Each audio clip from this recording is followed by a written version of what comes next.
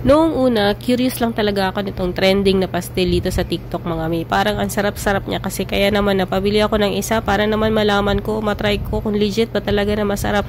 At ayun na nga mga mi, legit talaga na masarap siya mga mi. Hindi na inabutan ng kinabukasan at naubos na kaagad. At ang asawa ko ay parang naglilihi na hinahanap-hanap sa tuwing siya ay kakain. At kaya naman, napa-order na ako ng madami mga mi para hindi na kami nabibitin. Pwedeng pang ulam sa umaga, tanghalian, or hapunan. Pwede rin pangbaon para di ka na hassle magluto, ready to eat at ready to go na agad. May iba't ibang flavor pero mas bet ko itong medyo maanghang-anghang ay talaga namang mapaparami ka ng kain. Samahan mo pa ng pritong itlog or nilagang itlog ay sold talaga mga mi. Ang sarap. At tingnan nyo naman ang packaging mga mi. Talaga namang secured na secured at hindi ka mag-worry kung masisira or matadamage ang order mo. Talaga naman secured yan mga mi. Makikita mo din sa label niya ang expiration date at tingnan nyo.